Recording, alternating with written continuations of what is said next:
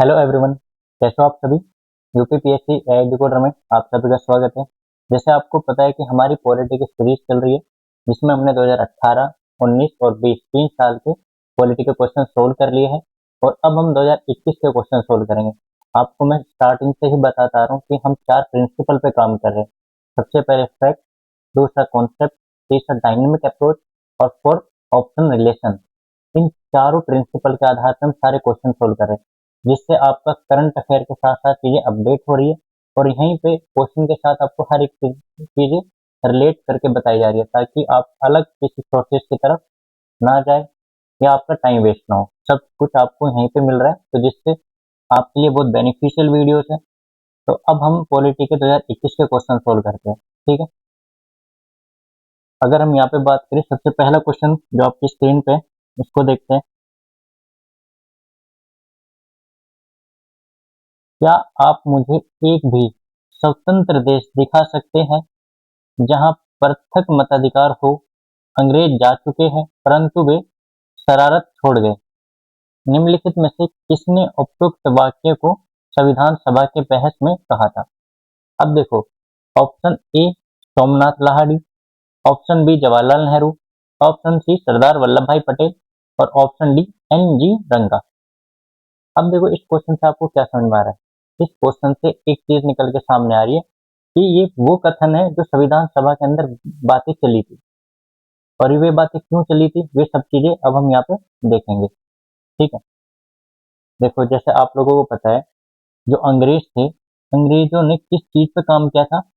जो अंग्रेजों का मेन मकसद था वो ये था कि भारत को क्या करना है, तोड़ना है। और उन्होंने तोड़ने के लिए कौन सी नीति अपनाई थी? वो था फूट डालो राज करो, फूट डालो राज करो वाली नीति, ये नीति थी।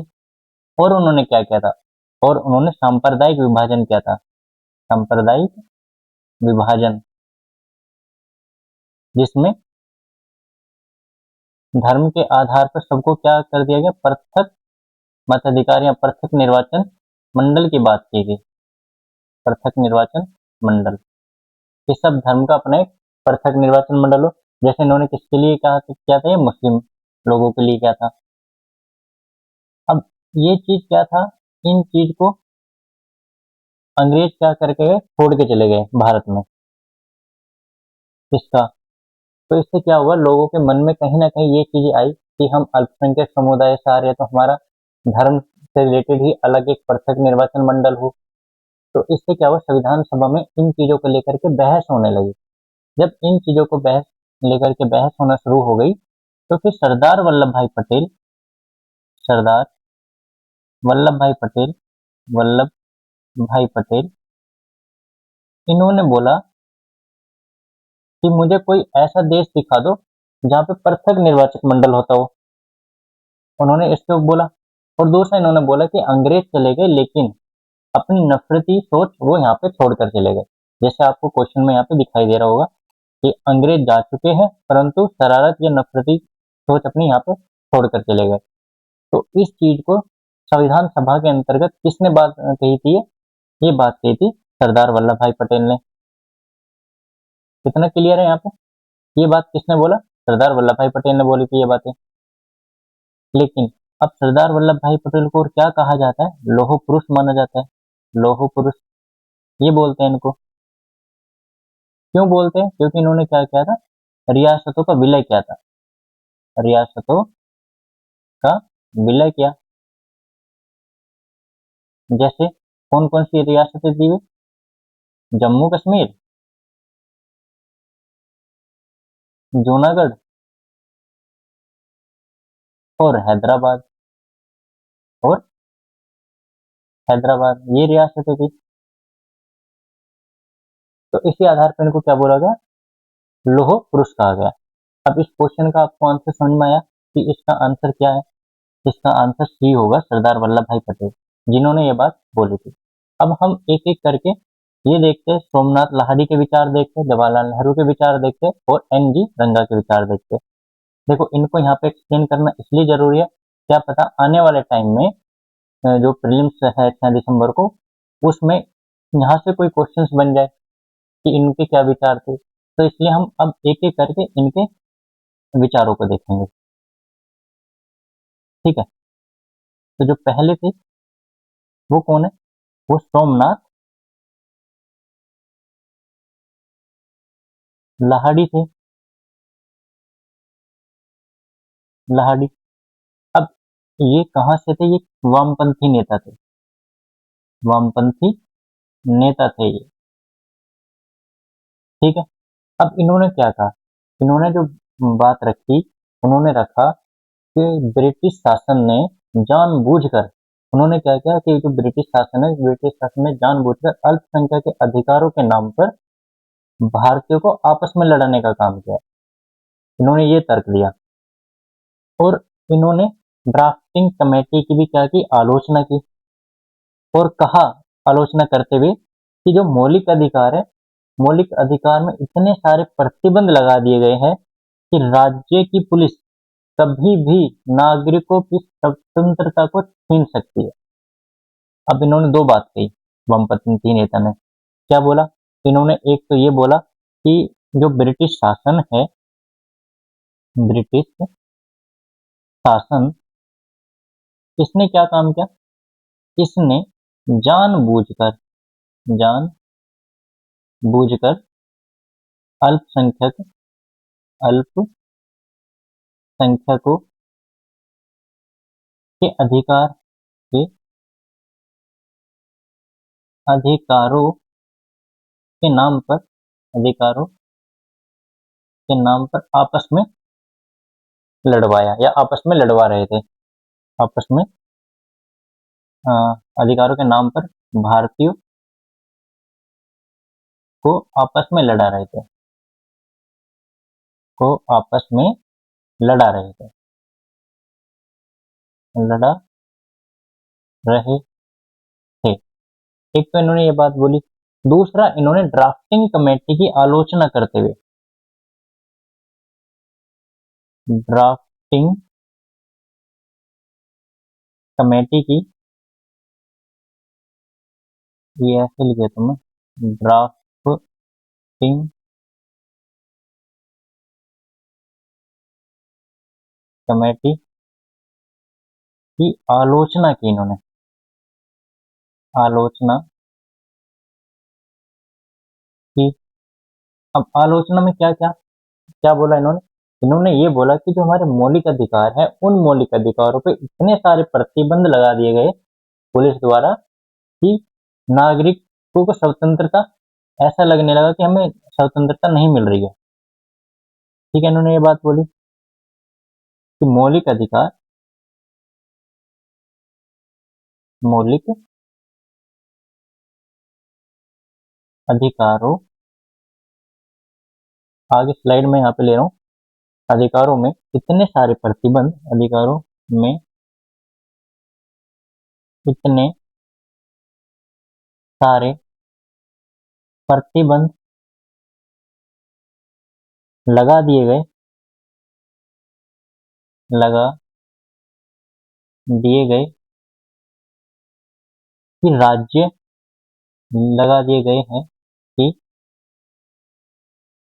राज्य की पुलिस, राज्य की पुलिस कभी भी, कभी भी नागरिकों को, नागरिकों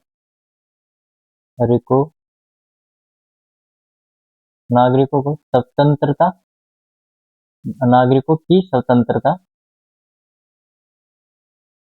कभी स्वतंत्रता को छीन सकती है, कभी भी छीन सकती है। ठीक है, ये आप लोगों को इसका, इनका सोमनाथ लाहिड़ी के विचार समझ में आए, इन्होंने क्या बोला, कौन सी बात अपने सामने रखी। अब इन्होंने और क्या कहा वो देख लेते हैं। इन्होंने जो ब्रिटिश सरकार की जो कैबिनेट मिशन था, उसको क्या बताया? उसको ढोंग बताया कि ये एक ढोंग है। और ये कहा इन्होंने कि जो संविधान सभा है वो पूरी तरह स्वतंत्र नहीं है। क्योंकि उन्होंने ये बात क्यों बोली कि पूरी तरह स्वतंत्र नहीं है? क्योंकि इन्होंने बोला कि ब्रिटिश योजना के तहत ही ये काम कर रही है। इन्होंने, ध्यान से सुनना, इन्होंने कहा है कि ब्रिटिश सरकार द्वारा कैबिनेट मिशन, एक ढोंग है और ये पूरी तरह स्वतंत्र नहीं है। क्यों स्वतंत्र नहीं है? क्योंकि ये ब्रिटिश योजना के तहत काम कर रही है। इन्होंने ये बात और अपनी रखी। अब मैं इसको भी एक बार लैंग्वेज में लिखा देता हूँ। इन्होंने ब्रिटिश सरकार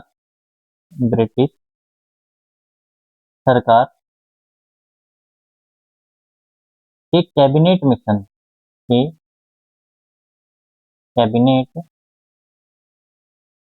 मिशन को ढोंग बताया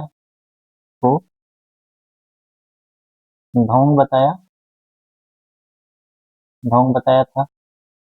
और क्या किया इन्होंने कहा, ढोंग बताया और कहा कि यह संविधान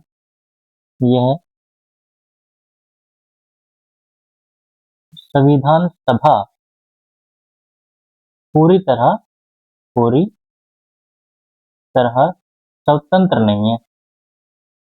स्वतंत्र नहीं है क्योंकि ब्रिटिश योजना के तहत काम कर रही है। क्योंकि ब्रिटिश योजना के तहत काम करती है, योजना के तहत काम कर रही है, काम कर रही है। ठीक है। अब इनके आपके सामने मैंने विचार रख दिए कि इनके क्या विचार थे।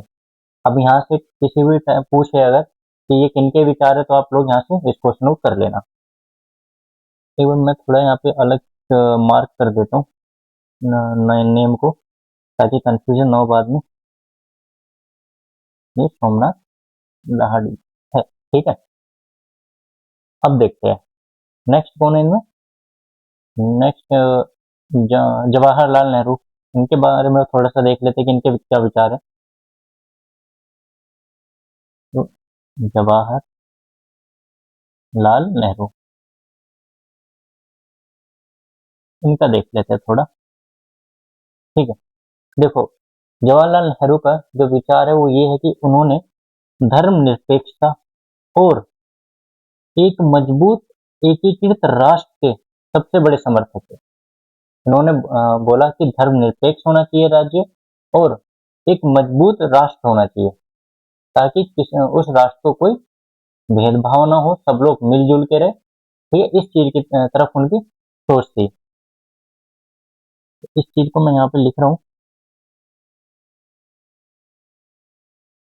कि वो किन चीजों के समर्थक थे। तो धर्मनिरपेक्षता और राष्ट्रीय एकता, ये लिख सकते हैं हम। एक मिनट, राष्ट्रीय एकता, इस तरफ इनका फोकस था, राष्ट्रीय एकता की तरफ, राष्ट्रीय एकता। ठीक है, ये दो इनके विचार थे। और इन्होंने क्या बात कही, अगर हम देखें, इन्होंने पृथक निर्वाचन मंडल का कड़ा विरोध किया। जो पृथक निर्वाचन मंडल था, निर्वाचक मंडल, इसका क्या किया, विरोध किया।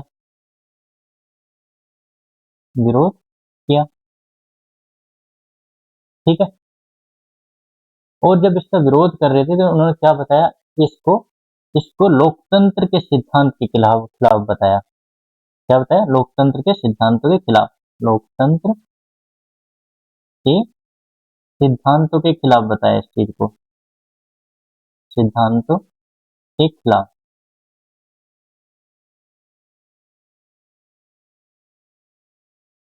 बताया। अब इतना क्लियर है।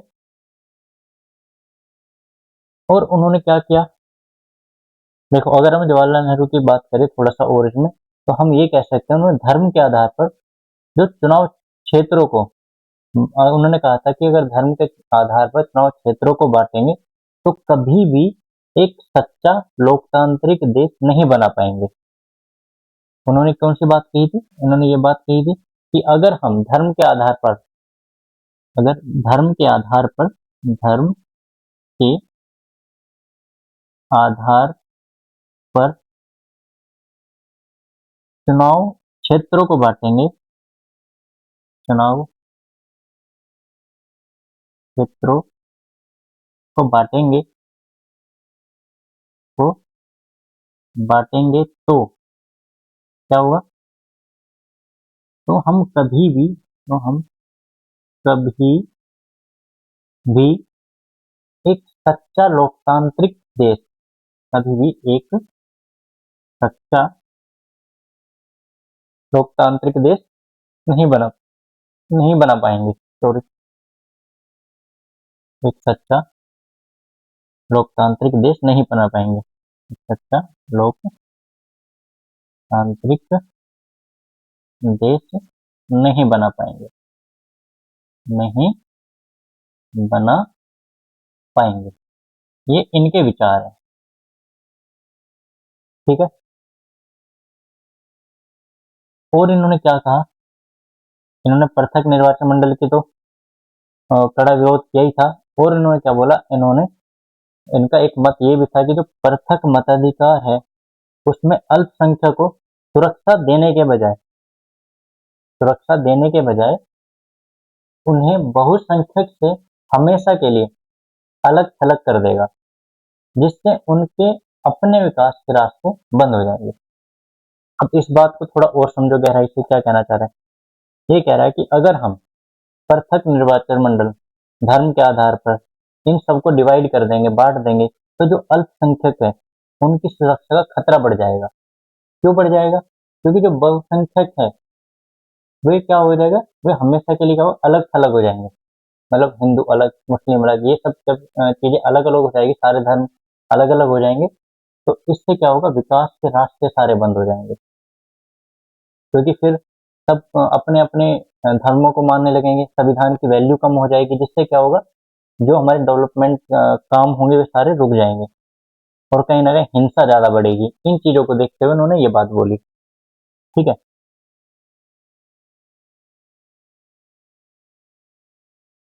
देखो, पृथक मताधिकार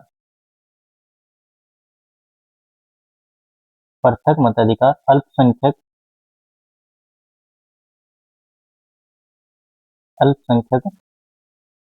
अल्पसंख्यकों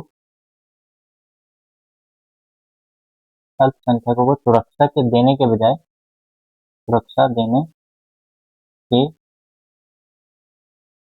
बजाय उन्हें उन्हें बहुसंख्यक से हमेशा के लिए उन्हें बहुसंख्यकों बहुसंख्यकों से हमेशा के लिए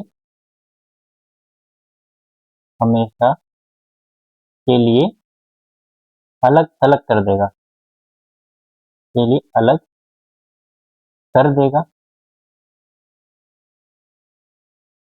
देगा जिससे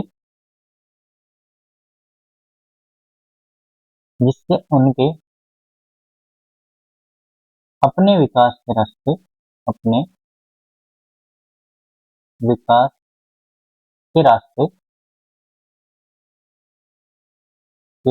बंद हो जाएंगे।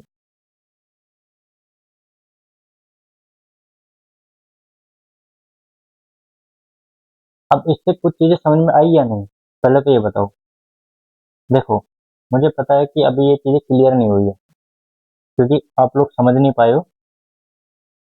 अब एक चीज यहाँ पे थोड़ा सा एग्जांपल ले लेते हैं इसका, कोई भी एक।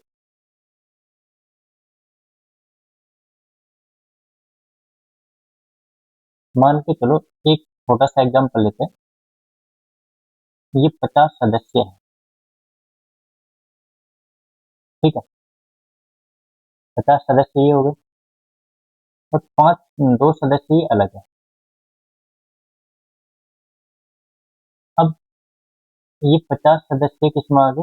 यहाँ की इनकी संख्या क्या है? ज्यादा है, तो इसको हम बोल देते हैं यहाँ पे बहुसंख्यक, ठीक है। और ये दो सदस्य है, इनको बोल देते हैं अल्पसंख्यक, क्योंकि कम है, अल्पसंख्यक बोल देते हैं, ठीक है। अगर कहीं पे हम अपने विकास की बात कर रहे हैं, ये भी अपनी बात रख रहे हैं, मान लो ये पटल है, इस पटल पे ये भी अपने विकास की बात रख रहे हैं और ये भी अपने विकास की बात रख रहे हैं।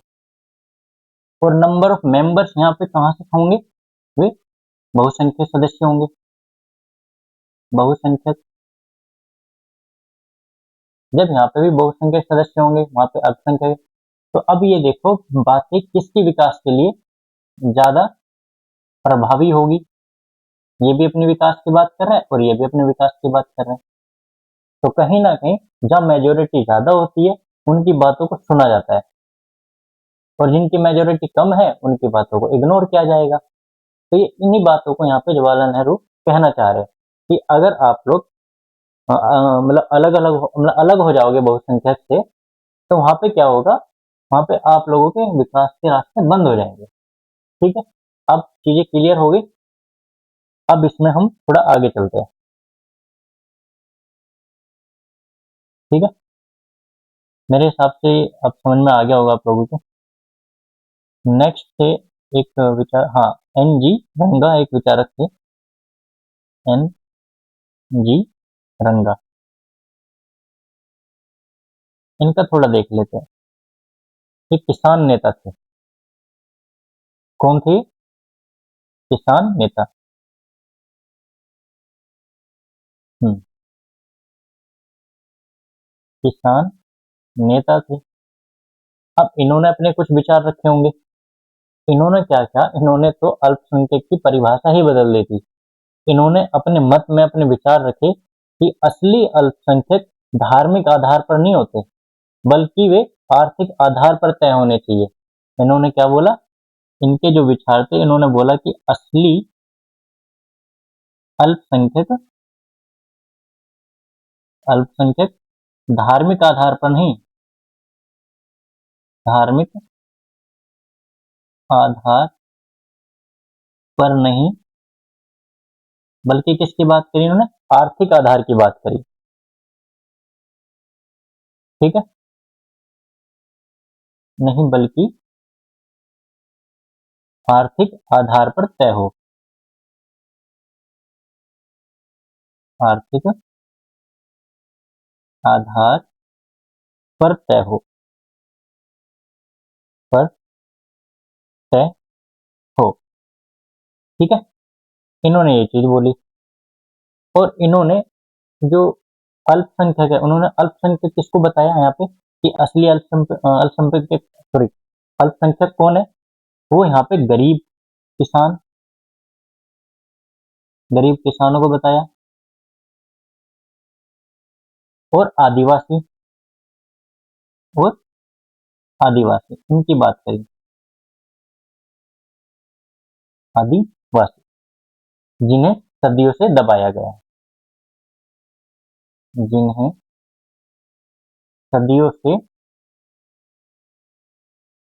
सदियों से दबाया गया है, दबाया गया है। ठीक है, यहाँ पे इन्होंने बोला कि असली अल्पसंख्यक धार्मिक आर्थिक आधार पर होने चाहिए, और वे कौन है, वे गरीब किसान है, आदिवासी है, जिन्हें बहुत पहले से दबाते आ रहे हैं, मतलब कमजोर वर्ग को। तो उन्होंने बोला कि इनके लिए काम करना चाहिए। ठीक है, अब देखो इस क्वेश्चन का, जहां तक मुझे लगता है कि इतना इस क्वेश्चन में पता होना में जरूरी है, वो चीजें मैंने यहाँ पे बता दी है। ठीक है, कि संविधान सभा के अंदर जब बहस चल रही थी तो किसके क्या विचार थे, सोमनाथ लाहिड़ी के भी विचार हमने सामने रखे, जवाहरलाल नेहरू के विचार रखे, सरदार वल्लभ भाई पटेल के विचार रखे, और एन जी रंगा के भी विचार रखे। और इसका आंसर भी मैं, हाँ, आपको बता दिया, सरदार वल्लभ भाई पटेल के भी विचार हैं। अब नेक्स्ट क्वेश्चन की तरफ चले।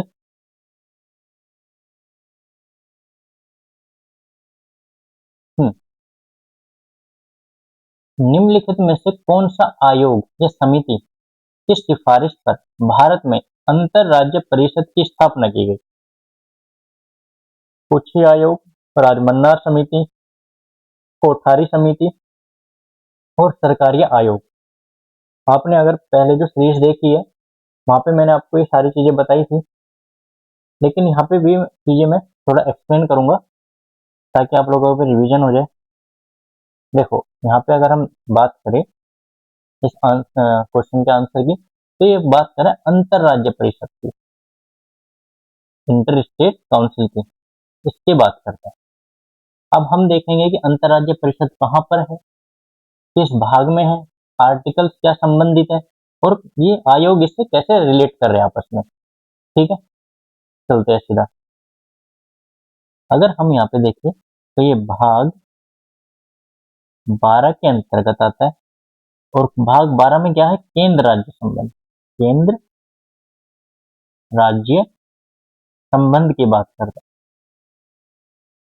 ठीक है, जहां पे आर्टिकल कहां से कहां तक है, यहाँ पे अनुच्छेद 245 से 293 तक यहाँ पे आर्टिकल दिए गए हैं, 293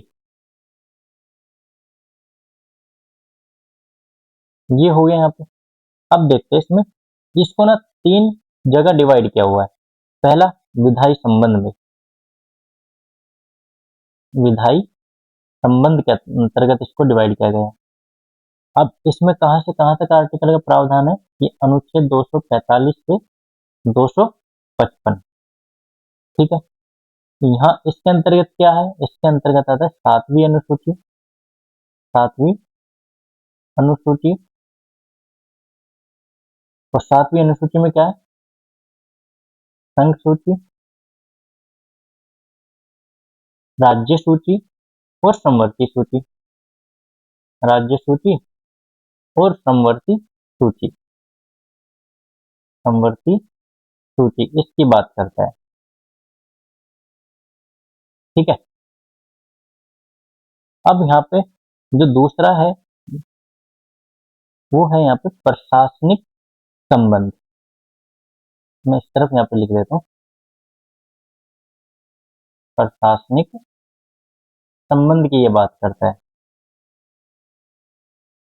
कि प्रशासनिक संबंध में आर्टिकल कहाँ से कहाँ तक है, ये अनुच्छेद वहां पे 255 पे खत्म था, यहाँ 256 से शुरू है और 263 तक यहाँ पे जाएगा, 63 तक यहाँ पे जाएगा। ठीक है, इसके अंतर्गत कौन कौन सी बातें आ रही है, यहाँ पे अनुच्छेद आर्टिकल 263 के अंतर्गत आता है अंतर राज्य परिषद, अंतर राज्य परिषद की यहाँ पे बात होती है।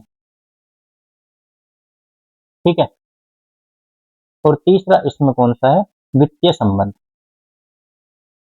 वित्तीय संबंध की बात करता है ये, वित्तीय संबंध की बात करता है। और ये कहां से कहां तक का प्रावधान है, ये आर्टिकल 268 से 293 तक यहाँ का प्रावधान किया गया है। और इसमें क्या है, इसके अंतर्गत एक आर्टिकल आता है अनुच्छेद 280 जिसमें वित्त आयोग की बात होती है और जीएसटी की बात होती है। जैसे जैसे क्वेश्चन आएंगे वैसे वैसे हम इन चीजों को पढ़ते चलेंगे कॉन्सेप्ट के साथ। ठीक है, अभी हमारा क्वेश्चन किस बेस पर काम कर रहा है, अभी हमारे क्वेश्चन की जो डिमांड है वो अंतर्राज्य परिषद की बात करते हैं। ये थोड़ा बेसिक से जोड़ना था इसलिए मैंने यहाँ पे इसको कनेक्ट कर दिया। अब हम देखेंगे यहाँ पे अंतर्राज्य परिषद की बात करते हैं कि ये क्या कह रहा है। क्वेश्चन दोबारा एक बार रीड करते हैं। हाँ, ये जो अंतर्राज्य परिषद है ये आर्टिकल 263 के अंतर्गत दिया गया है। एक बार हम आर्टिकल 263 और देख लेते हैं, अनुच्छेद 263 में क्या क्या बातें कही गई है वो एक बार देखते हैं कि इसके अंतर्गत जो बात कही गई है अंतर्राज्य परिषद को लेकर के, इसमें बोला गया कि अंतर्राज्य परिषद का प्रावधान पहले से ही था लेकिन इसकी स्थापना नहीं की गई थी। तो स्थापना कब की गई, स्थापना एक आयोग आया था उसके अकॉर्डिंग की गई थी। ठीक है, तो इसमें हम लिख सकते हैं कि इसके अंतर्गत, इसके अंतर्गत अंतर राज्य परिषद, अंतर राज्य परिषद का प्रावधान था, परिषद का प्रावधान था, लेकिन लेकिन इसकी स्थापना नहीं की गई थी, लेकिन इसकी स्थापना नहीं की गई थी, स्थापना नहीं की गई थी, की गई थी। तो इसकी स्थापना कब की गई? अगर इसकी स्थापना की बात करें तो इसकी स्थापना जो सरकारीय आयोग था, सरकारीय आयोग, ये कब आया था? 1983 में आया था। इसके अंतर्गत इसकी स्थापना 28 मई 1990 में की गई थी, में की गई थी, की गई थी। किसकी स्थापना की गई थी? अंतर्राज्य परिषद की, अंतर्राज्य परिषद की स्थापना यहाँ पे की गई। ठीक है, इतना क्लियर है। अब इसमें जो अंतर्राज्य परिषद है, इसके अध्यक्ष कौन होते हैं की बात कर लेते हैं। यहाँ पे इसके अगर यहाँ पे अध्यक्ष देखें तो वो कौन है? तो इसके अध्यक्ष हमेशा कौन होते हैं? प्रधानमंत्री होते हैं, प्रधानमंत्री। ठीक है, कितना क्लियर है अब कि 263 के अंतर्गत अंतर्राज्य परिषद का प्रावधान है और इसकी स्थापना सरकारी आयोग द्वारा की गई और अंतर्राज्य परिषद के जो अध्यक्ष होते हैं वो प्रधानमंत्री होते हैं। ठीक है, कितना क्लियर। अब हम देखते हैं इसमें, देखो एक चीज मैं बता देता हूँ, पुंछी आयोग भी केंद्र राज्य संबंध से जुड़ा हुआ है, राजमन्नार भी केंद्र राज्य संबंध से जुड़ा है और सरकारी आयोग भी केंद्र राज्य संबंध से जुड़ा हुआ है, लेकिन कोठारी समिति ये केंद्र राज्य संबंध से जुड़ा हुआ नहीं है। ठीक है, इसका वैसे सही आंसर तो डी है, सरकारी आयोग है, वो तो आपको क्लियर हो भी गया होगा इसका सही आंसर क्यों है। तो अब हम पहले यहाँ पे देखेंगे कोठारी समिति ये क्या है। हम किसकी बात करते हैं? कोठारी समिति की बात करते हैं एक बार, क्योंकि ये ऑप्शन में सबसे अलग है।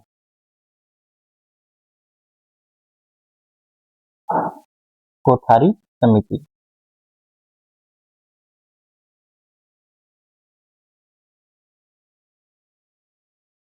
कोठारी समिति, ठीक है। इसके अंतर्गत अगर इसकी बात करें तो इसका संबंध केंद्र राज्य संबंध से नहीं है। हम इसमें कह सकते हैं कि केंद्र राज्य से राज्य संबंध नहीं, ये बात कह सकते हैं, नहीं है इससे संबंधित। तो ये किससे संबंधित है? ये शिक्षा से संबंधित है। किससे? शिक्षा से संबंधित,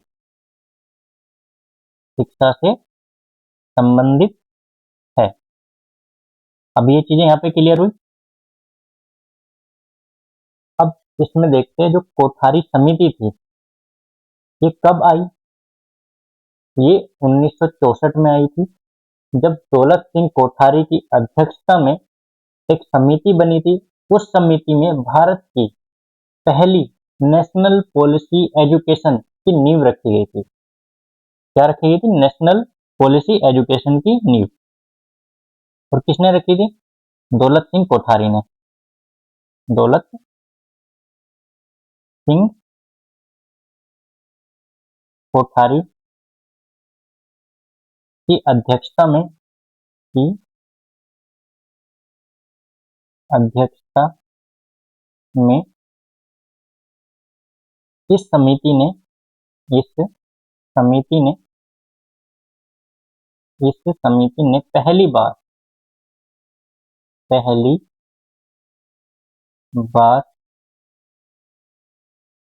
national policy, national policy of education, of education 1968 में नींव रखी, में नींव रखी। ठीक है, इतना क्लियर हुआ कि कोठारी आयोग किससे संबंधित है। देखो, चीजें कनेक्ट करना आना चाहिए और ये पता होना चाहिए कि एलिमिनेट मेथड क्या क्या होता है, किस तरह से काम करते हैं यहाँ पे। इतना क्लियर है कि कोठारी समिति सबसे अलग था, तो पहले हमने इसको अलग एक बार देख लिया कि ये क्या है। अब हम बात करें इनके बाकी ऑप्शंस की। मुंशी आयोग, राजमन्ना समिति, सरकारी आयोग। मैं इनको आप लोगों को ना क्रोनोलॉजी में लिखवाया था पहले भी, दोबारा यहाँ पे लिखा देता हूँ ताकि चीजें फिर से रिवाइज हो जाए और एग्जाम में अगर मैचिंग में आए तो आप लोग कर दो इसको। ठीक है, तो सबसे पहले जो यहाँ पे लिखता हूँ मैं हेडिंग, केंद्र राज्य संबंध समिति समितियों का कर्म। ठीक है, यहाँ पे हम इनका कर्म लिख रहे हैं कि पहले कौन सी आई थी फिर कौन सी आई थी। अगर नंबर 1 की बात करें, प्रशासनिक सुधार आयोग और प्रशासनिक सुधार आयोग, ये कब आया था? ये 1966 के अंतर्गत आई थी। इनके अध्यक्ष की बात करें, मोरारजी देसाई थे, मोरारजी देसाई। और बाद में कौन बने? बाद में के हनु में हनु अ, हनुमंतैया हनुमंतैया ये बाद में अध्यक्ष बने थे। ठीक है, दूसरा अगर देखें, राजमन्नार समिति, राजमन्नार समिति, ये कब आया? ये 1969 में आया। थर्ड, आनंदपुर साहिब, आनंदपुर साहिब प्रस्ताव, ये कब आया? ये 1973 के अंतर्गत आया। फोर्थ की बात करें, यहाँ पे फोर्थ, पश्चिम बंगाल स्मरण पत्र, पश्चिम बंगाल स्मरण पत्र, ये कब आया?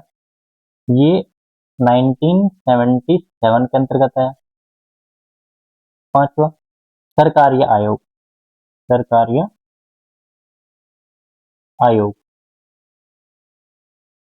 ये कब आया? ये 1983 में आया।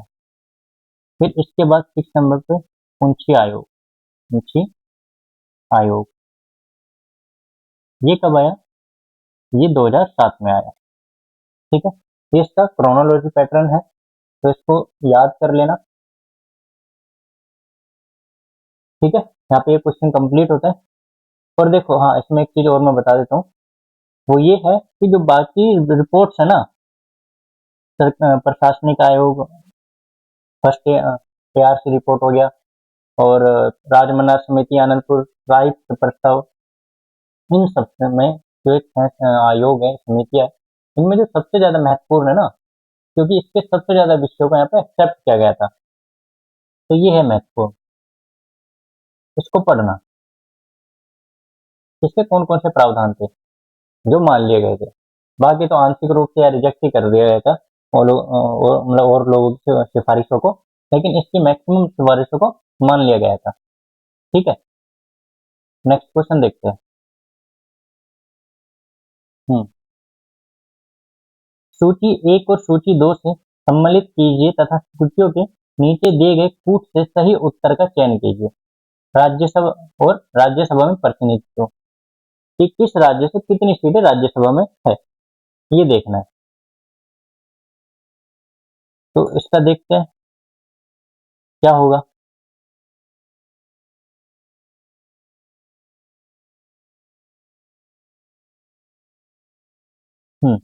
नेक्स्ट स्लाइड लेते हैं।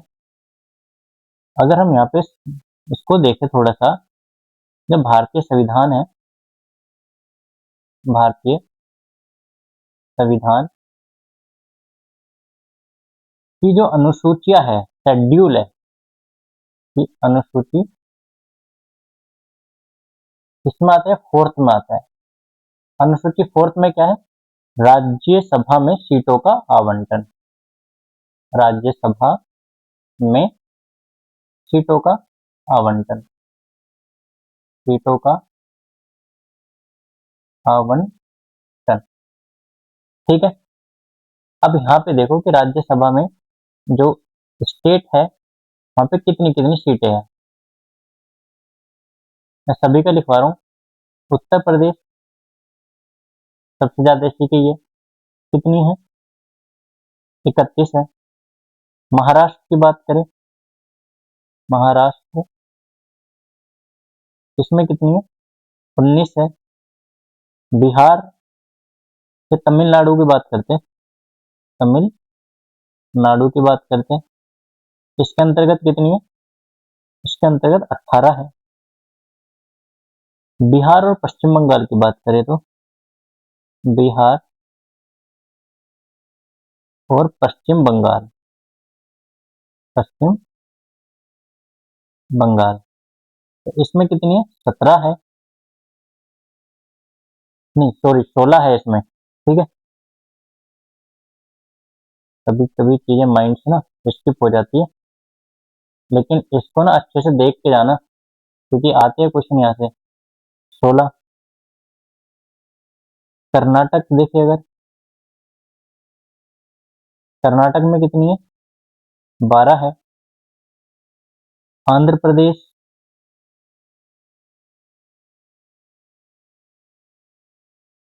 मध्य प्रदेश और गुजरात, इनमें कितनी है, इनमें 11 सीटें हैं। अगर और देखें यहाँ पे, उड़ीसा,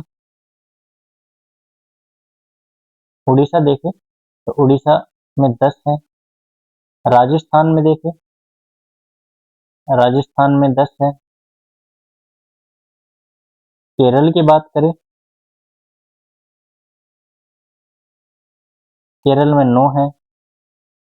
और पंजाब, पंजाब, असम, तेलंगाना की बात करें तो इसमें कितनी है, यहाँ पे 7 है। झारखंड की बात करें, यहाँ पे 6 है। और छत्तीसगढ़, हरियाणा, छत्तीसगढ़, हरियाणा, इनकी बात करें तो यहाँ पे 5 है। फिर आपको क्या आता है, उत्तराखंड आता है, उत्तराखंड। और हिमाचल प्रदेश देखें, हिमाचल प्रदेश, तो यहाँ पे कितनी है, यहाँ पे 3 है। और दिल्ली जो केंद्र शासित प्रदेश है, यहाँ पे कितनी है, यहाँ पर भी 3 है। बाकी जो है उन सब में एक एक है। अभी जो हमारा मेन मेन था वो हमने यहाँ पे देख लिया। ठीक है, अब क्वेश्चन देखते हैं। राजस्थान में 10 है, देखो यहाँ पे भी राजस्थान में 10 है, तो यहाँ पे एलिमिनेट कर दो चीजें, एक का एक सामने, ठीक है, एक का एक सामने, ये गलत हो गया और ये गलत हो गया। इसके बाद हम देखते हैं गुजरात, गुजरात में 11 है। बी का 3, बी का 3 किसमें है, बी का 3 इसके अंतर्गत है, तो इसका सही आंसर क्या होगा, बी। ठीक है, लेकिन ये देखो जरूर याद करना है, लोकसभा और राज्यसभा में कितनी सीट है। जो लास्ट पहले क्लासेस ली थी वहां मैंने एक चार्ट पूरा आप लोगों को दे दिया था, जिससे आप लोग याद कर लेना और इस क्वेश्चन को लगा देना, सही करके आना मतलब। ये क्वेश्चन अच्छा है। ब्रिटिश इंडिया के निम्नलिखित में से किस अधिनियम ने सामूहिक कार्यचालन के स्थान पर विभाग या विभागीय पद्धति द्वारा वायसरॉय की कार्यकारी परिषद पर उनके प्राधिकार को और अधिक बल प्रदान किया? भारतीय परिषद अधिनियम 1861, भारत सरकार अधिनियम 1858, भारतीय परिषद अधिनियम 1892 और भारतीय परिषद अधिनियम 1909। अब ये आपको विभाग और विभागीय पद्धति, इसको ना पोर्टफोलियो बोलते हैं, पोर्टफोलियो। लक्ष्मीकांत में पोर्टफोलियो लिखा हुआ है, ठीक है। अब देखो, इसमें ये बताना है कि किस अधिनियम के अंतर्गत ये बात कही गई है। यहाँ पे हम इस क्वेश्चन को, हर एक अधिनियम को अच्छे से देखेंगे किसमें क्या क्या बातें कही गई है, ताकि चीजें हो जाए। अगर इसके डायरेक्ट आंसर की बात करें तो इसका आंसर होगा 1861। लेकिन यहाँ पे हम इसको अच्छे से पढ़ लेते हैं। भारतीय परिषद, पहला इसका ऑप्शन लेते हैं, भारतीय परिषद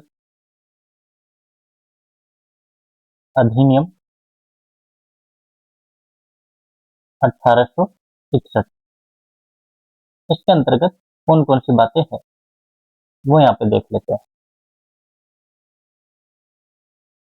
ठीक है। यहाँ पे अगर इसकी बात करें तो पहला ऑप्शन होगा, सॉरी, पहला पॉइंट होगा पोर्टफोलियो।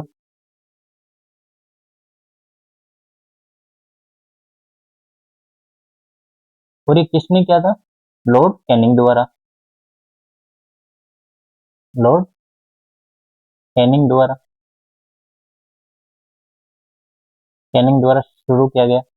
अब देखो पोर्टफोलियो है क्या। मान लो जैसे हमारा देश है, हमारे देश में क्या अलग अलग डिपार्टमेंट बने हुए हैं, रक्षा मंत्री, गृह मंत्री, वित्त मंत्री, स्वास्थ्य मंत्री, ये सब चीजें क्या है, ये अलग अलग डिपार्टमेंट है जिनके अपने अलग अलग हेड होते हैं। तो ये प्रणाली लॉर्ड कैनिंग ने अपने 1861 के अधिनियम में शुरू किया था। यहाँ पे लोगों को अलग अलग अधिनियम, अलग अलग डिपार्टमेंट दिए गए और उनको उनके काम करने की शक्तियां दी गई थी, ठीक है। उसको बोलते हैं पोर्टफोलियो। अब इसमें और क्या है, अध्यादेश तक जारी करने की शक्ति दी गई, अध्यादेश जारी करने की शक्ति, जारी करने की शक्ति ये दी गई। और अधिकतम 6 माह, 6 माह तक की इसकी अवधि है अध्यादेश जारी करने की, जो आपातकाल में कौन करेगा? वो सर्वे करेगा, ठीक है। और अगर आज बात करें आज के संदर्भ में, तो राष्ट्रपति को है, राष्ट्रपति के पास अध्यादेश जारी करने की शक्ति। तो किस आर्टिकल के तहत है? ये आर्टिकल 123 के साथ आएगा, ठीक है।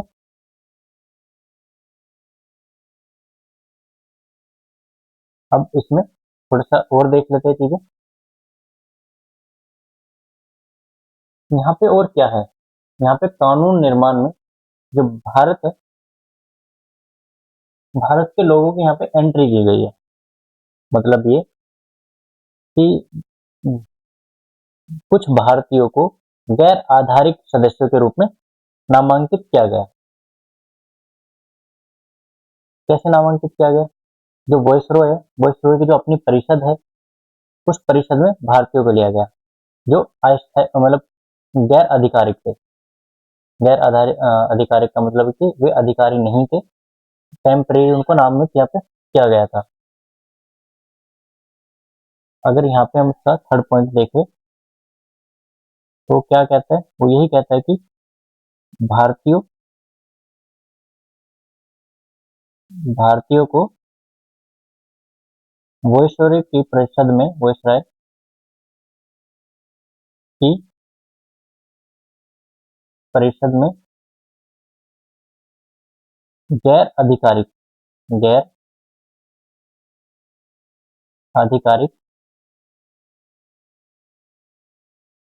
आधिकारिक सदस्यों के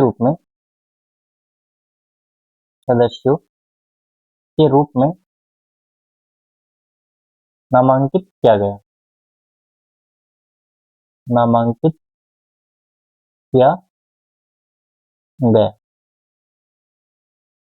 ठीक है। अभी कौन कौन से सदस्य थे जिनको नामांकित किया गया था वायसरॉय की परिषद में? वे थे बनारस के राजा,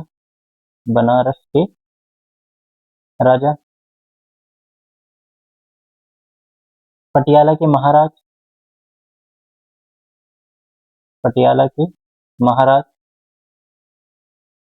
और सर दिनकर राव। ये 3 सदस्य थे जिनको नामित किया गया था।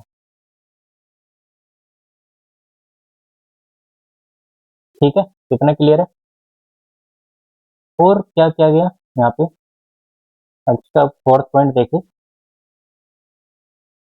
तो यहाँ पे विधायी शक्तियों की बहाली, मतलब विधायी शक्तियां दी गई किनको? मद्रास और बम्बई प्रेसिडेंसी को। तो कानून बनाने की शक्ति वापस देकर उनको क्या कर दिया? विकेंद्रीकरण की शुरुआत की गई। पहले क्या था, देखो ऐसा था, मान लो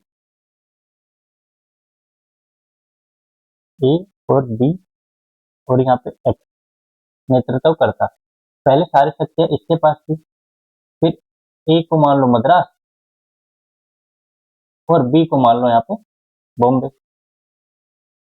अब इनको क्या बोला कि भाई तुम अपने एरिया में, अपने क्षेत्र में कानून बना सकते हो और कानून बनाने की शक्ति हम तुमको दे रहे हैं। तो इससे क्या हुआ? इससे को बोलते हैं विकेंद्रीकरण, शक्तियों का बंटवारा। अगर जब सारे शक्तियां इनके पास थी तो उसको बोलते थे केंद्रीकरण, इस तरीके से। ठीक है, तो यहाँ पे क्या किया गया? शक्तियों का विकेंद्रीकरण किया गया। सीधा सीधा ये लिख देता हूँ कि शक्तियों का विकेंद्रीकरण मद्रास और बॉम्बे में,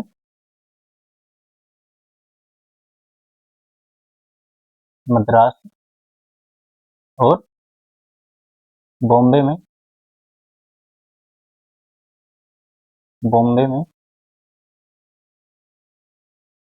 शक्तियों का विकेंद्रीकरण। ठीक है, कानून बनाने की शक्ति इनको मिल गई यहाँ पे। अब हम देखेंगे, ये क्लियर हुआ पॉइंट भारतीय परिषद अधिनियम में। ये 4 पॉइंट है जो इम्पोर्टेंट है। अब देखते हैं यहाँ पे भारतीय परिषद अधिनियम 1892 की बात करते हैं।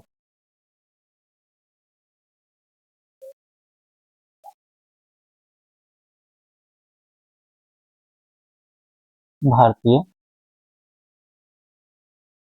परिषद अधिनियम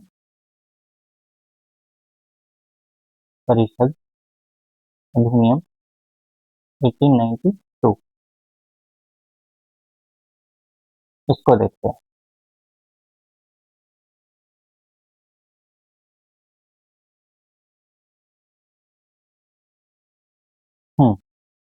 यहाँ पे अगर बात करें फर्स्ट पॉइंट की, देखें तो केंद्र और राज्य या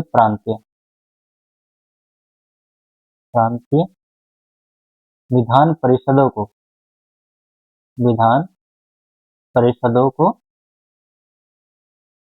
बजट पर बहस करने का अधिकार मिला। बजट पर बहस करने का अधिकार, बहस करने का अधिकार, इसको ना इस तरीके से लिख लो, बजट पर प्रश्न पूछने का अधिकार, क्योंकि यहाँ पे पूरक प्रश्न नहीं पूछ सकते और बहस में पूरक भी आ जाएगा। ठीक है, बजट पर प्रश्न पूछने का अधिकार, ऐसे लिख दो, क्योंकि बहस में तो पूरक आ जाएगा ना, इसलिए। और यहाँ पे पूरक नहीं है, बजट पर प्रश्न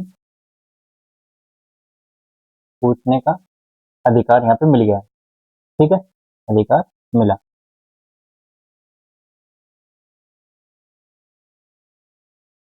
और दूसरा क्या है यहाँ पे, पूरक प्रश्न पूछने का अधिकार नहीं मिला, पूरक प्रश्न पूछने का अधिकार, पूछने का अधिकार नहीं, अधिकार नहीं। पूरक प्रश्न मतलब क्या हो गया, बहस करना, जैसे एक क्वेश्चन गया, उसका आंसर मिल गया, फिर दूसरा का मतलब दूसरा नहीं, उसी क्वेश्चन से रिलेटेड फिर से एक क्वेश्चन कर लिया, इस तरीके से, वो नहीं था। तीसरा अगर पॉइंट की बात करें तो यहाँ पे क्या था, यहाँ पे परिषदों में जो गैर आधिकारिक सदस्यों की नियुक्ति के लिए था कि इसकी एक समिति थी जो इनडायरेक्ट तरीके से चुनाव की शुरुआत की गई, जिसमें हालांकि चुनाव शब्द का कहीं कभी प्रयोग नहीं किया गया।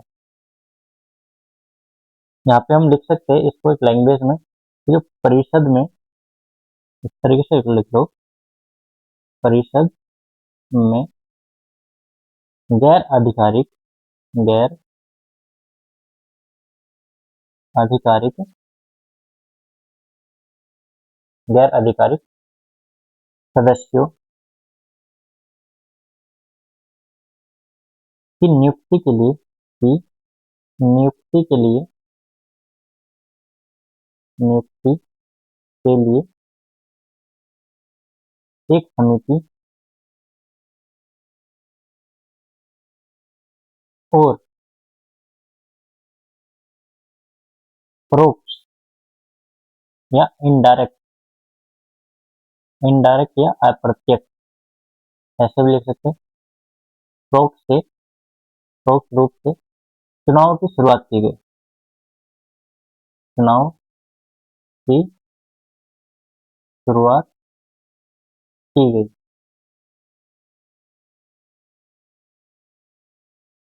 हालांकि, हालांकि इस अधिनियम में, इस अधिनियम में चुनाव शब्द, चुनाव शब्द का प्रयोग नहीं हुआ था, चुनाव शब्द का प्रयोग नहीं हुआ था,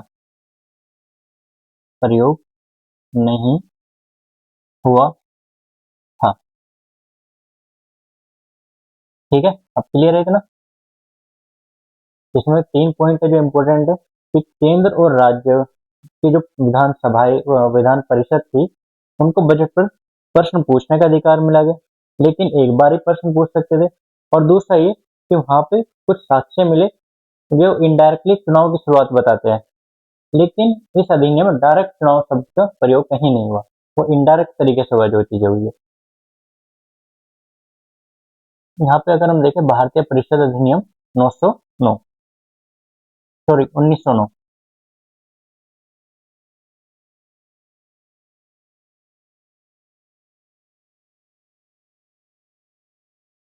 भारतीय परिषद 1909, भारतीय परिषद अधिनियम 1909, ठीक है।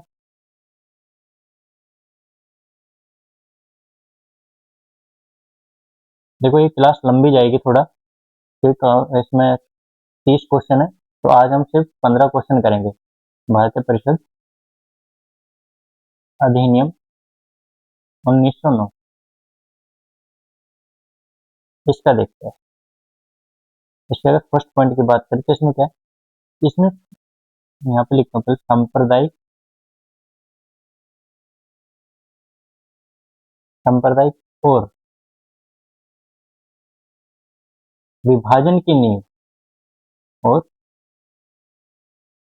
विभाजन की नींव रखी, नींव रखी इस अधिनियम में, इस अधिनियम में सांप्रदायिक विभाजन की नींव रखी, ठीक है।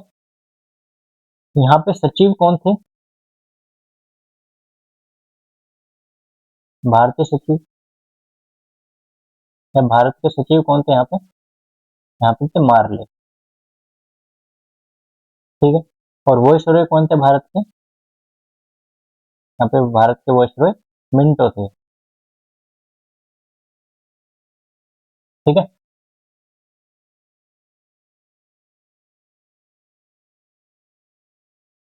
इतना क्लियर है।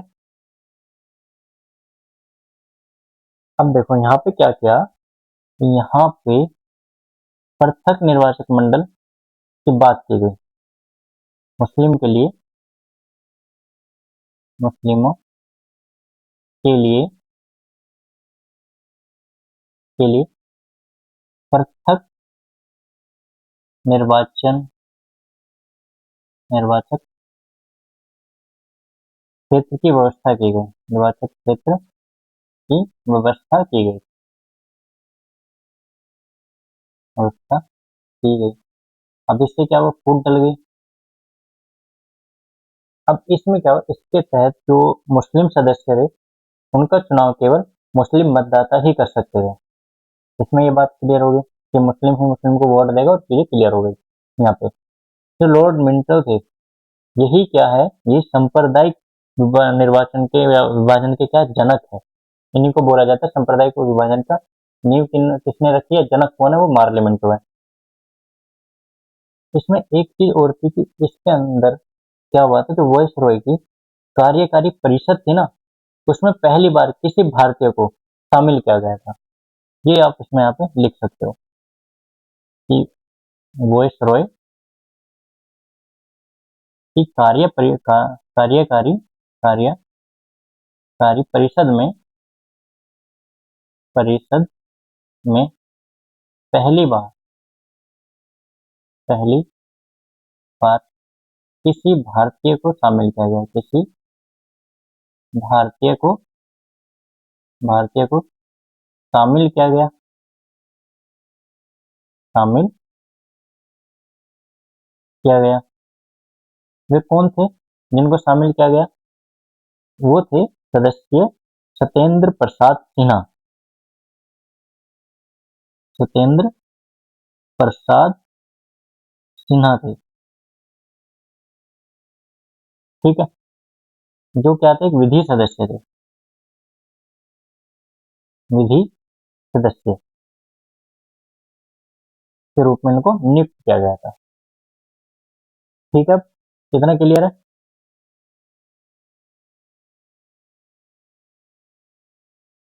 यहाँ पे ये चीजें क्लियर हो गई। भारतीय परिषद अधिनियम में 1909 में क्या क्या बात हुई, यहाँ पे बस ये ध्यान रखना कि भारतीय जो वॉइसरॉय की वो कार्यकारी परिषद थी, उसमें एक भारतीय को शामिल किया गया था जिनका नाम सत्येंद्र प्रसाद सिन्हा था, और मार्ले मिंटो संप्रदाय विभाजन के जनक है, और इन्होंने ही मुस्लिमों के लिए क्या किया था, पृथक निर्वाचन क्षेत्र की व्यवस्था की थी। ठीक है, और एक जो मेन चीज है वो ये है कि भारत के सचिव मार्ले हैं और वॉइसरॉय मिंटो है। ये कभी कभी कंफ्यूजिंग पॉइंट है जो कंफ्यूज करता है, एग्जाम में गलत हो जाता है। नेक्स्ट पॉइंट देखते हैं यहाँ पे। अब भारत सरकार अधिनियम, भारत सरकार अधिनियम 1858, 1858। अगर यहाँ पे देखें तो इससे पहले क्या हुआ था, 1857 की क्रांति हुई थी, 1857 की क्रांति पहले हुई। जब 1857 की क्रांति हुई तो जो कंपनी का शासन था उसको खत्म करके रानी का शासन यहाँ पे शुरू कर दिया गया। तो हम यहाँ पे ये बात लिख सकते हैं कि कंपनी का शासन खत्म, कंपनी का शासन खत्म कर दिया गया, शासन का अंत, या ऐसे लिख सकते हैं। और क्या किया गया, यहाँ पे जो गवर्नर जनरल थे उनका नाम बदलकर वॉइसरॉय किया गया। गवर्नर जनरल की तरह गवर्नर जनरल जनरल की जगह वॉइसरॉय वॉइसरॉय रखा गया। और वॉइसरॉय कौन थे, लॉर्ड कैनिंग थे, लॉर्ड कैनिंग, ये वाइसरॉय थे। ठीक है, अब इसमें नेक्स्ट देखते होते हैं। यहाँ पे क्या हुआ था कि जो पिट्स इंडिया एक्ट था ना, Pitt's India act, India act, इसमें 1784 में, 1784 में यहाँ पे क्या क्या था, यहाँ पे board of control, board of control और board of director, board of director, इसकी शुरुआत की गई फिक्स इंडिया एक्ट से। अब इसको इस अधिनियम के तहत कर दिया, क्या कर दिया गया, इसको समाप्त कर दिया गया, इसको समाप्त कर दिया गया, समाप्त कर दिया गया, जिसको द्वैध शासन भी बोलते हैं, द्वैध शासन का अंत या समाप्त, ऐसे भी बोल सकते हैं, द्वैध शासन का अंत। ठीक है, इसको इस अधिनियम द्वारा 1858 द्वारा इसको खत्म कर दिया गया, जो पिट्स इंडिया एक्ट में शुरू हुआ था। और यहाँ पे क्या क्या है, भारत के लिए एक नया सचिव बनाया गया, भारत के लिए एक नया पद, एक नया पद, जिसको क्या बोलते हैं, सचिव, सचिव बनाया गया। और ये सचिव क्या करता था, कि किसके अधीन इसका काम होता था, ये ब्रिटिश कैबिनेट का सदस्य होता था और ब्रिटिश संसद के प्रति जवाबदेही रखता था अपनी। तो हम इस पर लिख सकते हैं ये क्या काम करता था, ये ब्रिटिश कैबिनेट का सदस्य होता था, ब्रिटिश कैबिनेट का सदस्य, कैबिनेट का सदस्य, और ब्रिटिश संसद के प्रति जवाबदेही इसकी होती थी, ब्रिटिश संसद के प्रति, संसद के प्रति जवाबदेही, जवाबदेही। ठीक है, ये इसका यहाँ पे रोल था सचिव का। और इसकी सहायता के लिए, सचिव की सहायता के लिए 15 सदस्य की एक परिषद थी, 15 सदस्यीय परिषद उसके पास थी, जो उसकी हेल्प करते थे, जो उसका काम करते थे। ठीक है, इतना क्लियर। अब देखो हमने यहाँ पे क्या किया, हमने यहाँ पे सारे अधिनियम पढ़ लिए, सारे नहीं, मतलब जो 4 इस ऑप्शन में दिए गए, और ये 4 के अंदर जो पॉइंट्स है यही इंपॉर्टेंट है जो मैंने यहाँ पे लिखवाया। इनको अच्छे से देख लेना, अगर नेक्स्ट टाइम ऐसे कोई क्वेश्चन बने तो उसको कर लेना अच्छे से। बाकी जब इससे रिलेटेड और अधिनियम के क्वेश्चन आएंगे उनको वहां पे मैं सोल्व करा दूंगा। ठीक है, इसका आंसर तो आपको पता ही चल गया, भारतीय परिषद अधिनियम 1861 ये होगा। बाकी और हमने देख ही लिए। अब नेक्स्ट क्वेश्चन की तरफ देखते हैं।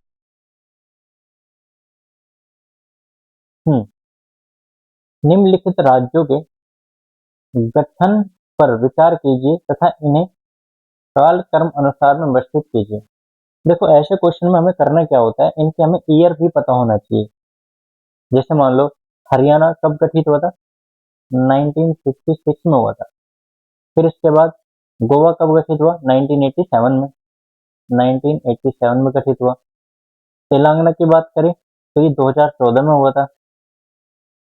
और अगर हम गोवा की बात करें तो ये 1987 के अंतर्गत। और झारखंड, गोवा 1987 और झारखंड 2000 में हुआ है। एक मिनट, यहाँ पे 2000 रहेगा।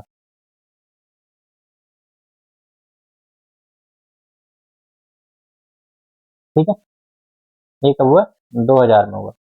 अब इसका देख रहे हो क्रोनोलॉजी पैटर्न क्या कहता है, कि पहले कौन आया, हरियाणा आया, मतलब 4th नंबर पे। ये भी 4th पे है बी, और ये भी 4th पे है यहाँ डी। तो दो को तो हम एलिमिनेट कर देंगे मेथड से। अब सेकंड पे कौन है, गोवा है। तो गोवा कितने नंबर पे, फर्स्ट पे, ये रहा। तो इसका सही आंसर कौन सा होगा? बी इसका सही आंसर होगा। देखो ये हमें जब हम भाग 1 पढ़ेंगे जिसमें संघ एवं राज्य क्षेत्र है, तो वहाँ पे ये सारी चीजें दी गई है, तो उसको ना एक अच्छे से, वैसे मैंने ये लिस्ट आपको दे दी थी, तो उसको अच्छे से एक बार याद कर लेना चाहिए, क्योंकि फैक्चुअल है और जल्दी भूल जाते हो, तो ये रटना ही पड़ेगा आप लोगों को। नेक्स्ट क्वेश्चन देखते हैं। निम्नलिखित में से कौन सा विधेयक राज्यसभा में प्रथम बार प्रस्तावित नहीं किया जा सकता? साधारण विधेयक, संवैधानिक संशोधन विधेयक, राज्य पुनर्गठन विधेयक या धन विधेयक? देखो इस क्वेश्चन में आपको ये पहले तो ये पता होना चाहिए कि साधारण विधेयक क्या है, संवैधानिक संशोधन विधेयक क्या होता है, राज्य पुनर्गठन विधेयक क्या होता है और धन विधेयक क्या है, तभी आप लोग इस क्वेश्चन को कर पाओगे। अगर हम यहाँ पे देखें कि विधेयक राज्यसभा में प्रथम बार प्रस्तावित नहीं किया जाता, तो वो एक ही विधेयक है जो नहीं किया जाता, तो उसको बोलते हैं धन विधेयक, क्योंकि ये विधेयक सिर्फ केवल केवल कहाँ पे आता है? ये लोकसभा के अंतर्गत ही आता है। तो इसका सही आंसर क्या होगा? डी होगा इसका सही आंसर। ठीक है, अब इसको सोल्व करते हैं थोड़ा सा। इसमें पहले हम साधारण विधेयक देख लेते हैं।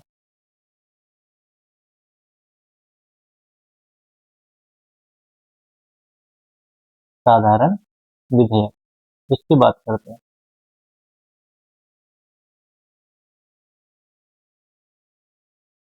मान लो दो केस है, एक मान लो 3 तलाक है, 3 तलाक, और दूसरा मान लो क्या है?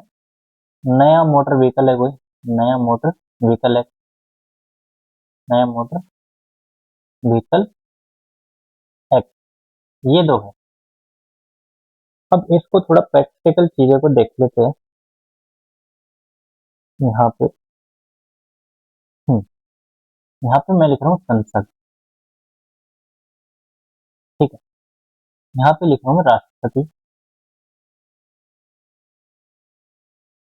यहाँ पे लिख रहा हूँ राज्यसभा, और यहाँ पे लिख रहा हूँ मैं लोकसभा, लोकसभा, ठीक है। आप लोग भी चाहे तो ऐसे ही बना लेना कि चीजें अच्छे समझ में आ जाएगी आप लोगों के। अब देखो ये जो साधारण विधेयक होते हैं ना, ये किसी भी सदन में, लोकसभा में, मान लो यहाँ पे एक बिल आया जिसको बोलते हैं 3 तलाक, ठीक है, 3 तलाक, यहाँ पे हम बिल लेके आए। अब मान लो वैसे कुल सदस्य लोकसभा में होते कितने हैं? कुल सदस्य की बात करें तो कितने होते हैं? कुल सदस्य 553, लेकिन जो उस टाइम पे वहां पे उपस्थित है, उपस्थित सदस्य है, ये मान लो यहाँ पे 400 है, ठीक है, जो उपस्थित है, ये मान के चलो। अब ये वोटिंग डाल रहे हैं कि यहाँ पे इस बिल को पास करने के लिए कितने लोगों का समर्थन होना चाहिए? 201 लोगों का समर्थन यहाँ पे होना चाहिए। इसको हम ऐसे कर सकते हैं 200 प्लस 1, इस तरीके से। तो इसको बोलते हैं साधारण बहुमत से यहाँ पे इस बिल को पास कर दिया गया। अब इसके बाद ये बिल कहाँ पे आता है? ये राज्यसभा में आएगा। राज्यसभा में भी 245 है, और यहाँ पे अगर मान लो 150 है, तो यहाँ पे भी उसी तरीके से इसको क्या किया जाएगा? पास किया जाएगा। 75 प्लस 1, इस तरीके से, तो यहाँ पे भी क्या हो जाएगा? पास हो जाएगा 76 से। तो ये होता है साधारण विधेयक। फिर ये किसके पास जाता है? राष्ट्रपति के पास जाता है, जहाँ पे क्या करते हैं? हस्ताक्षर कर देते हैं। तो ये जो बिल था ये यहाँ पे क्या बन जाता है? कानून बन जाता है। ये क्या है? सिंपल मेजोरिटी है। अब एक चीज और मैं यहाँ पे बता देता हूँ। सपोज करो ये बिल यहाँ पे पास नहीं हो रहा, इतना समर्थन नहीं मिला, 201 नहीं मिला, इससे कम मिल रहा है, तो फिर इसके बाद क्या होगा? इसके बाद जब राष्ट्रपति पूछेगा कि भाई तुम एक 3 तलाक का बिल लेके आ रहे थे, उसका क्या हुआ? अब बोलोगे यार वो तो पास ही नहीं हो रहा राज्यसभा में, तो फिर इसके बाद राष्ट्रपति क्या करेगा, आह्वान करेगा, मतलब बुलाएगा, आह्वान करेगा। किसका आह्वान करेगा, संयुक्त बैठक का, ठीक है, संयुक्त बैठक बुलाएगा। तो ये किसके अंतर्गत आती है, ये अनुच्छेद 108 के अंतर्गत आता है। अब इसमें क्या होता है, संयुक्त बैठक में यहाँ पे ये सदस्य आएंगे लोकसभा के प्लस राज्यसभा के। अब क्या होगा, इन दोनों के सदस्य मिलकर के फिर वोटिंग करेंगे, फिर वोटिंग करेंगे। अगर यहाँ पे बिल पास हो गया तो ठीक है, अगर नहीं हुआ तो सरकार गिर जाएगी। ये होता है, इसको बोलते हैं साधारण विधेयक। तो संयुक्त बैठक बुला सकते हैं, ये समझ में आया, ये साधारण विधेयक है। इसको लैंग्वेज में लिखवाने का तो मुझे लगता नहीं कि जरूरत हो, क्योंकि इसी तरीके से कर लो तो ज्यादा सही रहेगा। इसमें मैं एक स्टार बना के लिख देता हूँ एक नया पॉइंट, कि इस विधेयक का संबंध इससे नहीं होता, इस विधेयक का संबंध, इसका संबंध पैसा या संविधान में संशोधन, संविधान में संशोधन, संशोधन से नहीं होता है। इसके अंतर्गत ये विषय नहीं आएंगे, नहीं होता, ठीक है, ये नहीं आएंगे इसके अंतर्गत। बाकी जो साधारण विधेयक है वे आ जाएंगे। अब हम देखते हैं यहाँ पे संवैधानिक संशोधन, नेक्स्ट स्लाइड में देखते हैं।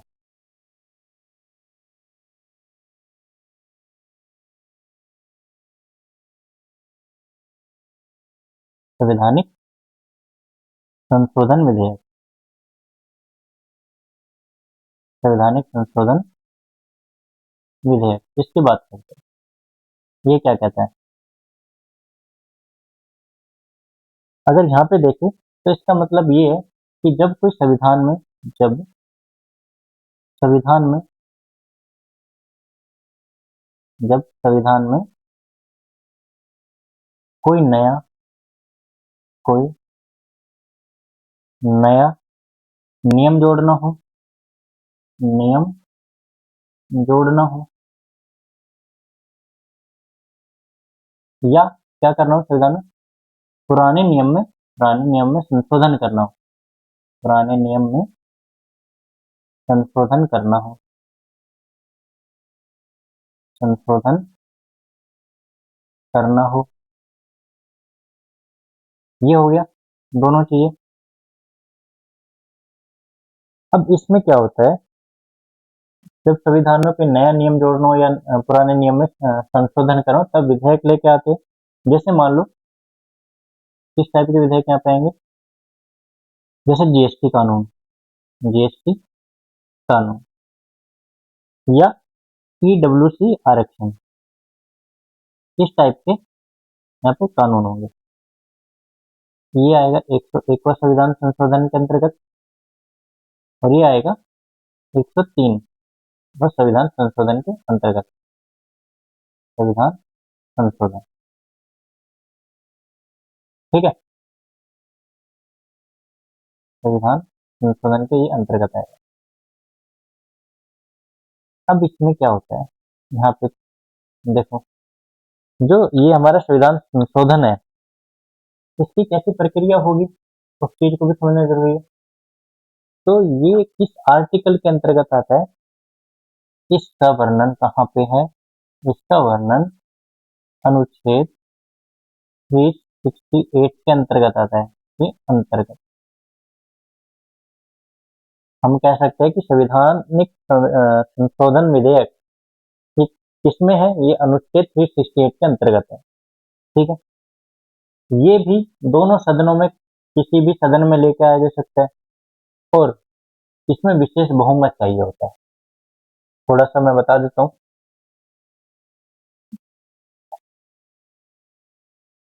जैसे यहाँ पे देख लो, संसद में इसको उसी तरीके से बताता हूँ ताकि चीजें और अच्छे से क्लियर हो।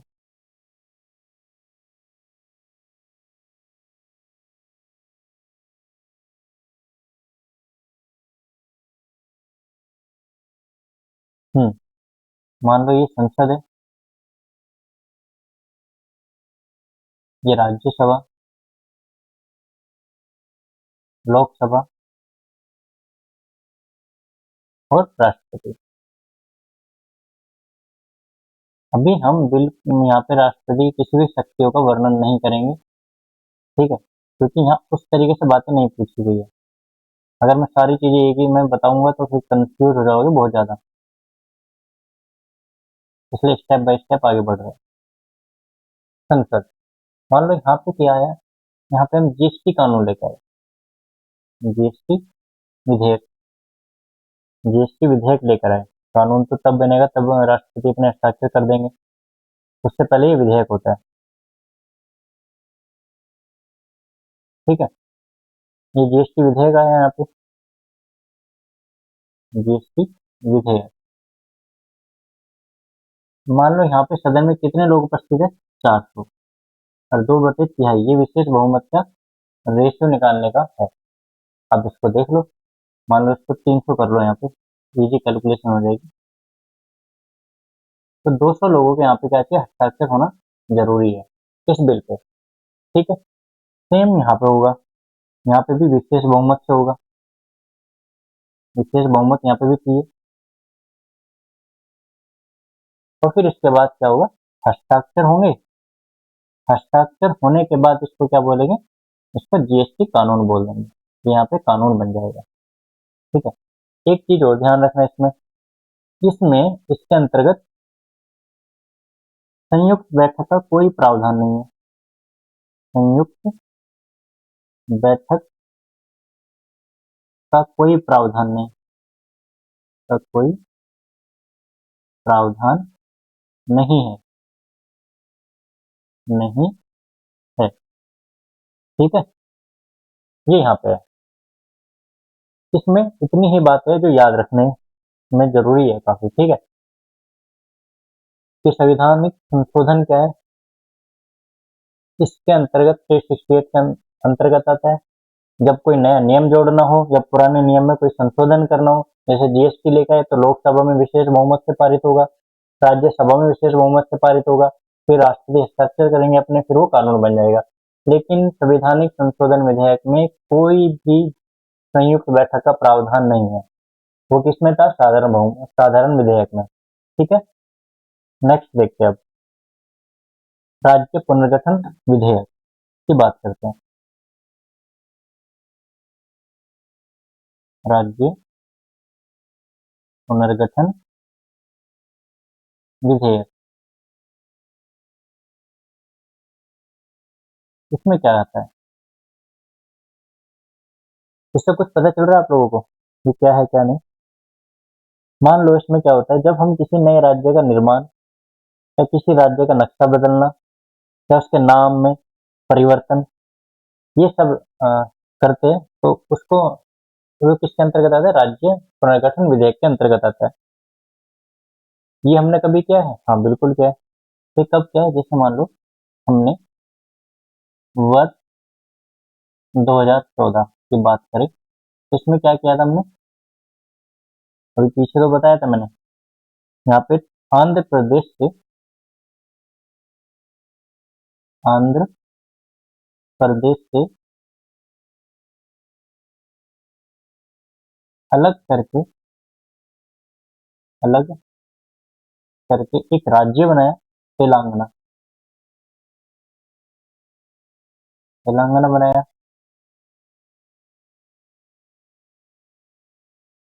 ठीक है। और ये किस आर्टिकल के तहत अंतर्गत आता है, अगर हम यहाँ पे बात करें तो ये संविधान के अनुच्छेद 3 के अंतर्गत आता है और अनुच्छेद 4 के अंतर्गत आता है।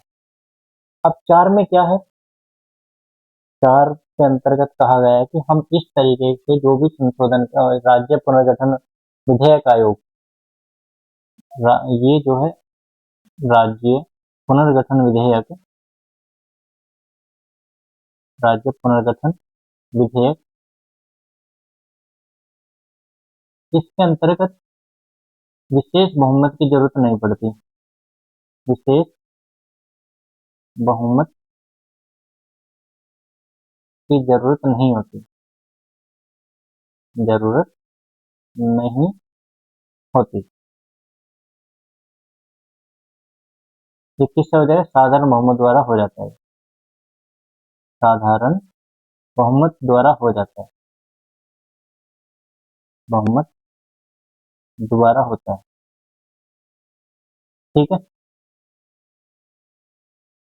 और आर्टिकल 3 क्या कहता है, इसके अंतर्गत जो क्वेश्चन की मांग है वही बोल रहा है कि राज्य का निर्माण करना, राज्य के नाम, सीमा आदि में परिवर्तन हो रहा, अनुच्छेद 3 के अंतर्गत आता है, ठीक है। और हाँ, सबसे जरूरी बात इसमें क्या है, जब भी हम इस पे काम करेंगे, इस राज्य पुनर्गठन विधेयक पर काम करेंगे, तो इसमें सबसे ज्यादा इंपॉर्टेंट हो जाता है राष्ट्रपति की पूर्व अनुमति। राष्ट्रपति की पूर्व अनुमति, अनुमति अनिवार्य है, अनिवार्य है, ठीक है। और क्या इसमें इंपॉर्टेंट हो सकता है, राष्ट्रपति क्या करेंगे, जिस राज्य से संबंधित ये कानून मतलब ये राज्य पुनर्गठन विधेयक लेके आए, उसे भेजते हैं विधानसभा के पास कि वो इस पर विचार करें। लेकिन इसका मतलब ये नहीं कि संसद राज्य की बात मानने के लिए बाध्य है, वो बाध्यकारी नहीं है, ठीक है। वो विचार के लिए भेज देंगे, फिर उसके बाद वो क्या करेंगे, अपना इसको पास कर देंगे, ठीक है। तो इसको मैं यहाँ पे लिख देता हूँ कि राष्ट्रपति इसे संबंधित राज्य, संबंधित राज्य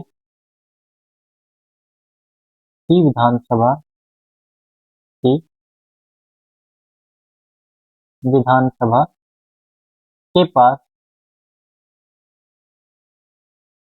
पास विचार के लिए भेजते हैं, विचार के लिए भेजते हैं, भेजते हैं। लेकिन संसद उस राज्य की बात मानने के लिए, लेकिन संसद उस राज्य की बात, उस राज्य की बात मानने के लिए बाध्य नहीं है, मानने के लिए बाध्य नहीं है, बाध्य नहीं है। अब इतना क्लियर हुआ। अब देखो यहाँ पे हमने राज्य पुनर्गठन विधेयक ये देखा, अरे ये तो यहाँ पे सही नहीं लिखा है,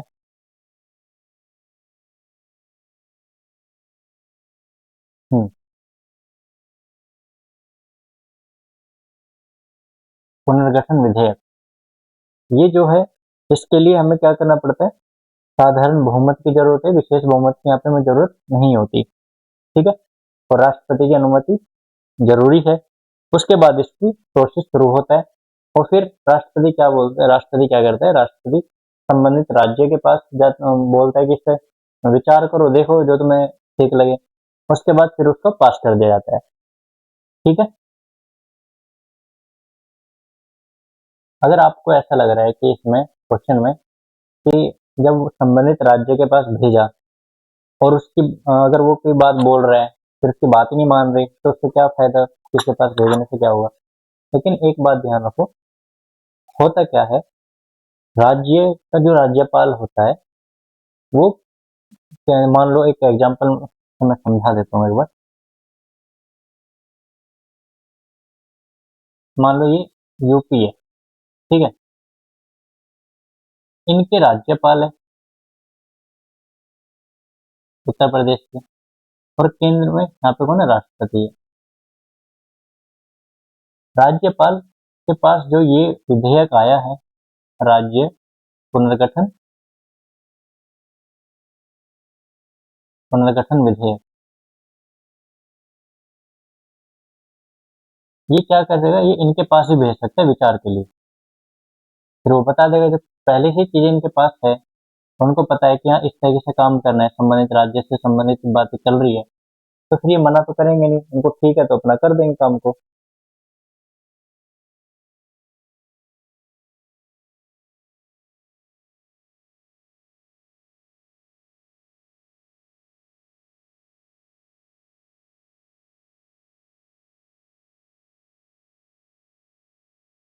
ठीक है, यहाँ पे क्लियर हुआ। अब हम चलते हैं धन विधेयक की तरफ।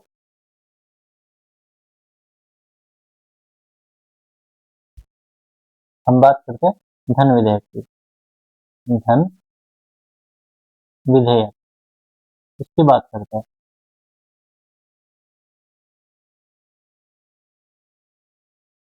अगर धन विधेयक देखें यहाँ पे, तो धन विधेयक का क्या मतलब है।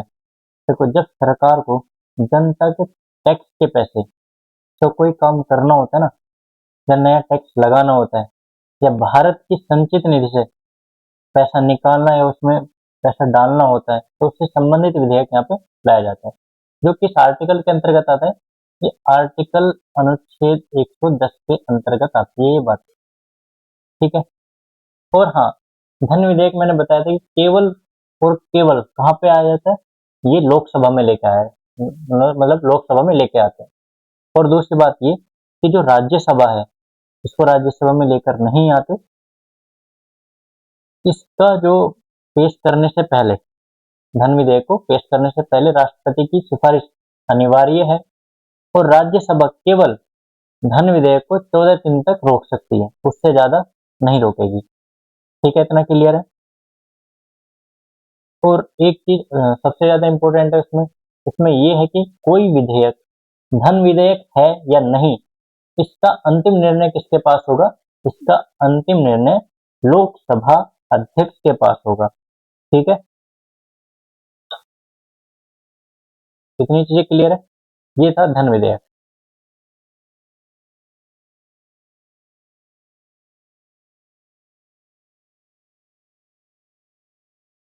देखो, मैंने ये चीजें यहाँ पे बता दी है कि धन विधेयक क्या है। तो एक बार जब आपको लिखना हो ना, क्योंकि टाइम कम है, तो मैं सिर्फ थोड़ा वर्बली चीजें बता देता हूँ, तो उससे ज्यादा जल्दी क्लियर हो जाएगी चीजें। अगर हम नेक्स्ट क्वेश्चन की बात करें, धन विधेयक में मैंने आपको बता दी सारे पॉइंट्स क्या क्या थे, कि जब सरकार को जनता के टैक्स के पैसों से कोई काम करना हो, या नया टैक्स लगाना हो, या भारत की संचित निधि से पैसा निकालना या डालना हो, तो विधेयक लेके आती है। और यह विधेयक आर्टिकल 110 के अंतर्गत है। यह केवल लोकसभा में पहली बार लेके आते हैं, और राज्यसभा में से पहली बार लेके नहीं आ सकते। और इसमें क्या है, और इसमें यह है कि इस विधेयक को लाने से पहले राष्ट्रपति की पूर्व अनुमति अनिवार्य है, और राज्यसभा इसे केवल 14 दिन तक अपने पास रोक सकती है, उससे ज्यादा नहीं। और कोई विधेयक धन विधेयक है, इसका फैसला कौन करेगा, लोकसभा स्पीकर करेंगे। ठीक है, अब हम नेक्स्ट की तरफ चलते हैं क्वेश्चन की। हम्म निम्नलिखित पर विचार कीजिए तथा उनको सही कालक्रम में व्यवस्थित कीजिए। गोलकनाथवाद, केशवानंद भारतीवाद, 24वां संविधान संशोधन अधिनियम, 42वां संविधान संशोधन अधिनियम। नीचे दिए गए कोटों से सही उत्तर का चयन कीजिए।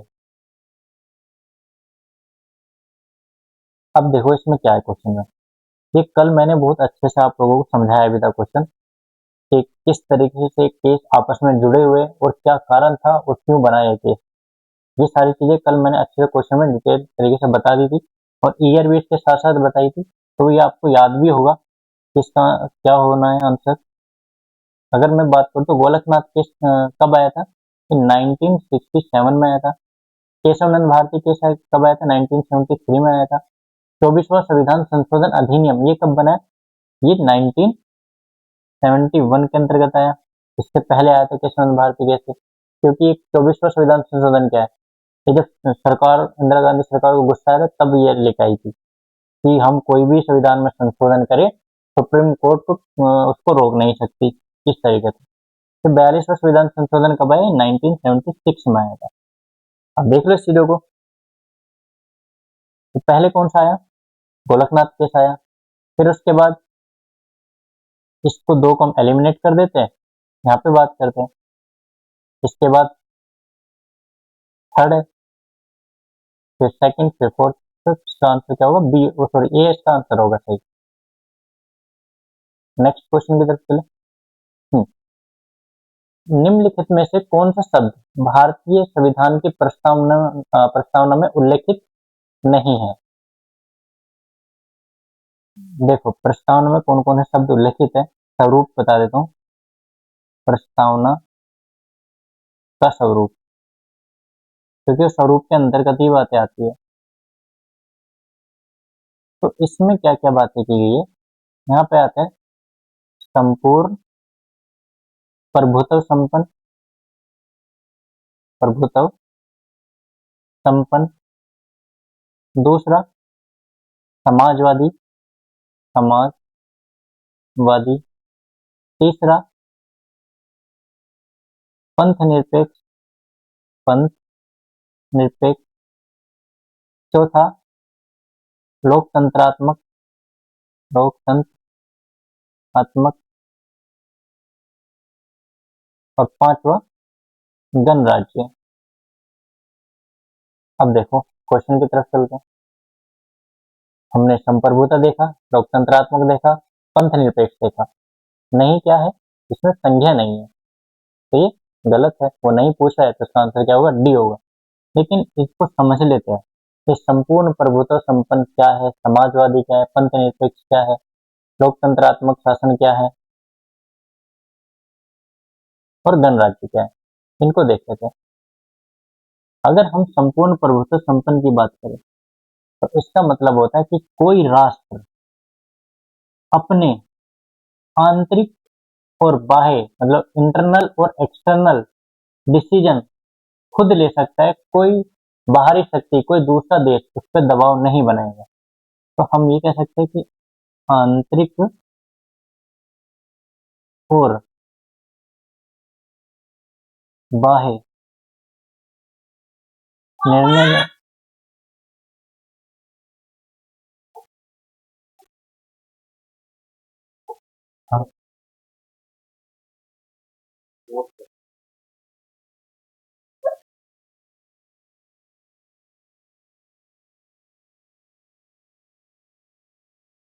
आंतरिक और बाह्य निर्णय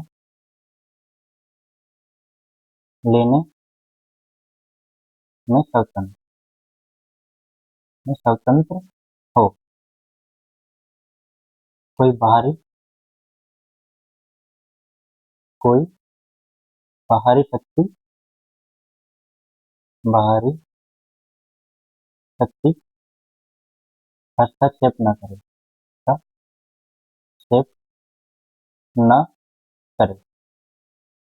इन्होंने यहाँ पे क्लियर हो गया कि जो हमारे आंतरिक, मतलब जो देश के अंदर के डिसीजन है वे, और बाहर जो विदेश नीति से संबंधित मामले है वे, उन सब पे जो डिसीजन लेने की हमारी अपनी स्वतंत्रता होनी चाहिए। कोई बाहरी शक्ति हम पे क्या दबाव ना बनाए, ठीक है, हम स्वतंत्र है इसलिए। दूसरा इसमें आता है वर्ड समाजवादी। समाजवादी में यहाँ पे क्या होगा? लोक कल्याण के लिए काम करना, लोक कल्याण के लिए काम करना, के लिए काम करना। और ये कब होगा? जब भेदभावपूर्ण या भेदभाव रहित चीजें होने लगेगी। जब कहीं पे भेदभाव नहीं, आर्थिक भेदभाव ना हो, सामाजिक भेदभाव ना हो, राजनीतिक भेदभाव ना हो, ये सारी चीजें ना हो। और यही सरकार का क्या होता है? लक्ष्य होता है इनको पूरा करना, ठीक है। पंथ निरपेक्ष इसका क्या मतलब होता है? राज्य का अपना कोई धर्म नहीं होगा, राज्य का अपना कोई अपना कोई धर्म नहीं होगा, अपना कोई धर्म नहीं होगा। ठीक है। लोकतंत्रात्मक शासन, जनता द्वारा चुनी गई सरकार, जनता द्वारा चुनी गई सरकार, चुनी गई सरकार। ठीक है। गणराज्य में क्या आएगा? गणराज्य में आएगा वंश के आधार पर न होकर, वंश के आधार पर न होकर, न होकर योग्यता के आधार पर होना, योग्यता के आधार पर होना, आधार पर होना। अब इसका मतलब क्या है? देखो यहाँ पे जो बोला गया राज्य का अपना कोई धर्म नहीं होगा, पंथनिरपेक्ष की बात करें तो इसमें ये है कि कोई भी सरकार बिना किसी धर्म के अपना सारी नीतियां लागू करेगी। कोई ऐसा नहीं होगा कि सरकार धर्म के एक धर्म को पर्टिकुलर टारगेट करके उसी के अकॉर्डिंग सारी नीति बनाएगी, नहीं, ऐसा नहीं होगा। धर्म की राज्य के समक्ष सभी लोग एक समान है, इसलिए राज्य का अपना कोई धर्म नहीं, ये बात यहाँ पे डिक्लेयर कर दी, बता दी। लोकतंत्रात्मक शासन का मतलब ये कि जनता द्वारा चुनी गई सरकार है, और गणराज्य में मैंने ये वंश के आधार पर ना होकर योग्यता के आधार पर होना। जैसे हमारा जो भारत का सबसे ऊंचा पद, सबसे बड़ा पद कौन सा है? राष्ट्रपति का है, और राष्ट्रपति भी वंश के आधार पर नहीं है, वो इलेक्टेड होते हैं। तो वो क्या है, ये योग्यता के आधार पर है। लेकिन ब्रिटेन में क्या है? ब्रिटेन में जो राष्ट्रपति है वो वंश के आधार पर चुने जाते हैं। तो यहाँ पे इस चीज को बता दिया गया है कि वंश के आधार पर ना होकर योग्यता के आधार पर होना। ठीक है। ये प्रस्तावना के स्वरूप है जो हमने यहाँ पे देखे। तो ये 8 क्वेश्चन है जो हमने सोल्व किए, इनको अच्छे से देख लेना, और कल जो क्लास होगी उसमें भी को मैक्सिमम ऐसे क्वेश्चंस हैं जो काफी आपका बेसिक कवर करेंगे। तो 2021 के मैक्सिमम क्वेश्चन काफी इंपॉर्टेंट है जो करने हैं। ठीक है। आज के लिए फिर इतना ही। अगर बच्चों आप लोगों को ना समझ में आए तो बताना। ठीक है। आज के लिए इतना ही। Thank you.